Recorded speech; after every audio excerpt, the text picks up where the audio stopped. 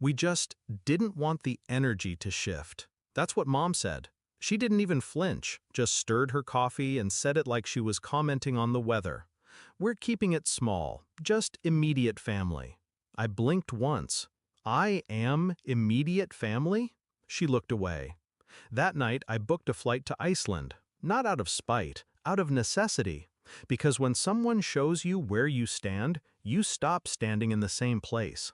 I wasn't going to beg to be at a wedding where I'd clearly already been erased. I watched their Instagram stories from a black sand beach. Filtered laughter, clinking glasses, matching satin robes. They looked like a catalog. Perfect, curated, hollow. I didn't double tap, didn't message, just watched the faces of people who swore they loved me toast in my absence. It wasn't always like this. Sophie used to sleep in my bed when there was a storm. She once punched a kid in 8th grade for calling me weird. We shared secrets like they were currency. And then somewhere between my college depression and Dad's second stroke, I became inconvenient. Too much. Too honest. Too aware of what they didn't want to talk about. I saw the distance forming years ago. Group texts without me. Family dinners I found out about through tagged photos. At first, I blamed myself. Maybe I was too blunt, too different. But then I saw the pattern. When you stop playing the role they wrote for you, the whole cast turns cold. I didn't tell them I was leaving the country, didn't post, didn't explain. I just vanished into a place where the silence matched my own. 3 days before the wedding, Dad called, or tried to, twice. No voicemail, just missed calls and a third-party message from Aunt Teresa. Your dad's been asking for you. He thinks you're coming. I didn't reply. If they wanted me there, they should have planned like it. The morning of the wedding, my phone rang. Mom. I let it ring. Then Sophie. Then Dad. They left voicemails this time. All 3 voices, frantic, brittle, a little too late. They wanted me to come just for the pictures. Not for the moment, not for the meaning, for the optics. So I did something better. I gave them a show they wouldn't forget. 2 months earlier, I'd started documenting everything. Screenshots of conversations where I was excluded. Photos from events they said never happened. Emails, calendar invites, wedding planning threads that proved they'd chosen this. And Sophie?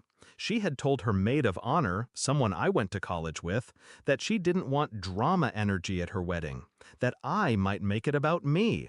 She didn't know that girl still liked me better. She sent me screenshots too.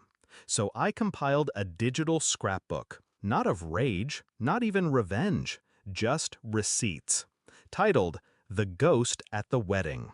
I uploaded it to a private link. Then I sent it.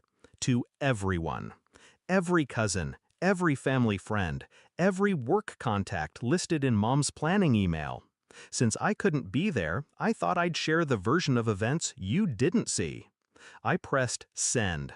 Then I stood on the edge of a glacier and screamed, the kind of scream that burns out the grief. They called again, more this time, panicked. Sophie's voice cracked in the last voicemail.